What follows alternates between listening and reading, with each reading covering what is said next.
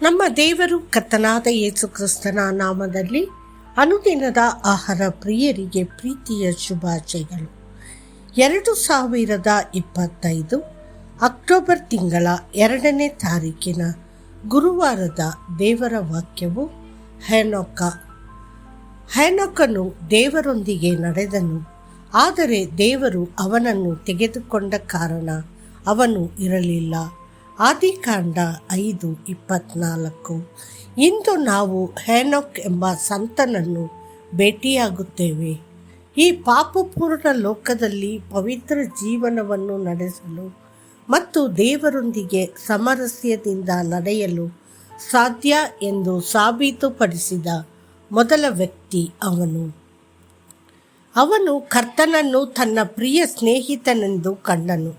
ಅವನೊಂದಿಗೆ ನಡೆಯುತ್ತಾ, ಅವನೊಂದಿಗೆ ಮಾತನಾಡುತ್ತಾ ಮತ್ತು ಆತ್ಮದಲ್ಲಿ ಅವನೊಂದಿಗೆ ಒಪ್ಪುತ್ತಾ ದೇವರು ಸಮೀಪಿಸಲಾಗದ ಬೆಳಕಿನಲ್ಲಿ ವಾಸಿಸುತ್ತಿದ್ದರು. ಹೆನೋಕನು ಪ್ರೀತಿ, ಪ್ರಾರ್ಥನೆ ಮತ್ತು ನಂಬಿಕೆಯ ಮೂಲಕ ಅವನನ್ನು ಹತ್ತಿರಕ್ಕೆ ಸೆಳೆದು ತನ್ನ ಸಂಗಾತಿಯನ್ನಾಗಿ ಮಾಡಿಕೊಂಡನು. ಹೆನೋಕನನ್ನು ನೋಡಿ ಹಳೆಯ ಒಡಂಬಡಿಕೆಯಲ್ಲಿನ ಪಿತೃಪಕ್ಷಗಳ ಸಮಾಧಿಗಳ ನಡುವೆ ಅವನು ಜೀವಂತ ಸ್ಮಾರಕವಾಗಿ ನಿಂತಿದ್ದಾನೆ. ಸಮಾಧಿ ಇಲ್ಲದ ಮೊದಲ ಮನುಷ್ಯ. ಅವನು ಮರಣದಿಂದ ತಪ್ಪಿಸಿಕೊಂಡು ಸ್ವರ್ಗವನ್ನು ಪ್ರವೇಶಿಸಿದ ಅದ್ಭುತ. ಹೆನೋಕನು ನಿರಂತರವಾಗಿ ಕರ್ತನ ಕಡೆಗೆ ನೋಡಲ್ಪಟ್ಟನು. ಅವನು ತನ್ನ ಕಣ್ಣುಗಳನ್ನು ಬೆಟ್ಟಗಳ ಕಡೆಗೆ ಎತ್ತಿದನು. ಅಲ್ಲಿಂದ ಅವನ ಸಹಾಯ ಬಂದಿತು.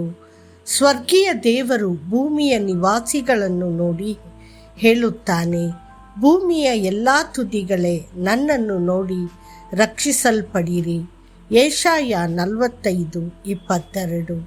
ಅವರು ಆತನನ್ನು ನೋಡಿ ಪ್ರಕಾಶಮಾನರಾದರು ಮತ್ತು ಅವರ ಮುಖಗಳು ನಾಚಿಕೆ ಪಡಲಿಲ್ಲ. ಕೀರ್ತನೆಗಳು 34:5. ನಂಬಿಕೆಯಿಂದ ಹೆನೋಕನು ಕರ್ತನನ್ನು ನೋಡಿದ್ದಲ್ಲದೆ 300 ವರ್ಷಗಳ ಕಾಲ ಆತನೊಂದಿಗೆ ನಡೆದನು. ಆದಿಕಾಂಡ 5:22. ಇಬ್ಬರು ಒಮ್ಮತವಿಲ್ಲದೆ ಒಟ್ಟಿಗೆ ನಡೆಯಲು ಸಾಧ್ಯವೇ? ಆಮೋಸ 3:3. ಯುವ ದಂಪತಿಗಳು ಕೈ ಹಿಡಿದು ತಮ್ಮದೇ ಆದ ಹೊಸ ಲೋಕವನ್ನು ನಿರ್ಮಿಸುವಂತೆಯೇ ಹೆನೋಕನು 3 ಶತಮಾನಗಳ ಕಾಲ ಎಂದಿಗೂ ದಣಿಯದೆ ದೇವರೊಂದಿಗೆ ಕೈಜೋಡಿಸಿ ನಡೆದನು. ಪ್ರತಿದಿನವೂ ಪರಮ ಸಂತೋಷದಿಂದ ತುಂಬಿತ್ತು. ಅವನ ನಂಬಿಕೆಯ ಕಾರಣದಿಂದಾಗಿ ಹೆನೋಕನು ಮರಣವನ್ನು ನೋಡದಂತೆ ಕರೆದೊಯ್ಯಲ್ಪಟ್ಟನು. ಇಬ್ರಿಯರಿಗೆ 11:5. ಕ್ರಿಸ್ತನ 2ನೇ ಆಗಮನದಲ್ಲಿ ತುತ್ತೂರಿ ಊದಿದಾಗ ಒಂದು ದೊಡ್ಡ ಜನಸಮೂಹವೂ ಸಹ ರೂಪಾಂತರಗೊಂಡು ಮರಣವನ್ನು ಅನುಭವಿಸದೆಯೇ ಮೇಲಕ್ಕೆ ತೆಗೆದುಕೊಳ್ಳಲ್ಪಡುತ್ತದೆ. ಮಹಿಮೆಯ ಮೇಲೆ ಮಹಿಮೆಯನ್ನು ಧರಿಸಲಾಗುತ್ತದೆ. ಹೆನೋಕನು ಹೊಸ ಒಡಂಬಡಿಕೆಯ ಸಂತರಿಗೆ ಮಂಚೂಣಿಯಲ್ಲಿ ನಿಂತಿದ್ದಾನೆ. ಇಲ್ಲಿಯವರೆಗೆ ಅವನು ಸತ್ತಿಲ್ಲ. ಎಂತಹ ಅದ್ಭುತ ಮನುಷ್ಯ! ಸತ್ಯವೇದವು ಹೇಳುತ್ತದೆ, ನಮ್ಮ ದೇವರು ರಕ್ಷಣೆಯ ದೇವರು ಮತ್ತು ಮರಣದಿಂದ ತಪ್ಪಿಸಿಕೊಳ್ಳುವವರು ಕರ್ತನಾದ ದೇವರೇ. ಕೀರ್ತನೆಗಳು 68:20. ಆದರೆ ನೀತಿಯು ಮರಣದಿಂದ ಬಿಡಿಸುತ್ತದೆ. ಜ್ಞಾನೋಕ್ತಿಗಳು 11:4. ದೇವರಿಗೆ ಪ್ರಿಯರೇ, ಹೆನೋಕನಂತೆ ಕರ್ತನೊಂದಿಗೆ ನಡೆಯಲು ಇಂದು ನಿರ್ಧರಿಸಿ ಲೋಕದೊಂದಿಗಿನ ನಿಮ್ಮ ಸಂಭಾಷಣೆಗಳು ಮತ್ತು ಸಂವಹನಗಳನ್ನು ಕಡಿಮೆ ಮಾಡಿ ಕರ್ತನೊಂದಿಗೆ ಹೆಚ್ಚು ಸಮಯ ಕಳೆಯಿರಿ. ಯೇಸು ಕ್ರಿಸ್ತನ ಆಗಮನವು ತುಂಬ ಹತ್ತಿರದಲ್ಲಿದೆ. ಮತ್ತಷ್ಟು ಹೆಚ್ಚಿನ ಧ್ಯಾನಕ್ಕಾಗಿ ವಚನ.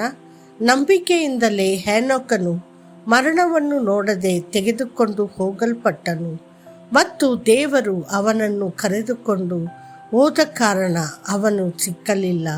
ಅವನು ತೆಗೆದುಕೊಂಡು ಹೋಗುವುದಕ್ಕಿಂತ ಮುಂಚೆ ದೇವರನ್ನು ಮೆಚ್ಚಿಸಿದನೆಂದು ಅವನಿಗೆ ಸಾಕ್ಷಿ ಇತ್ತು.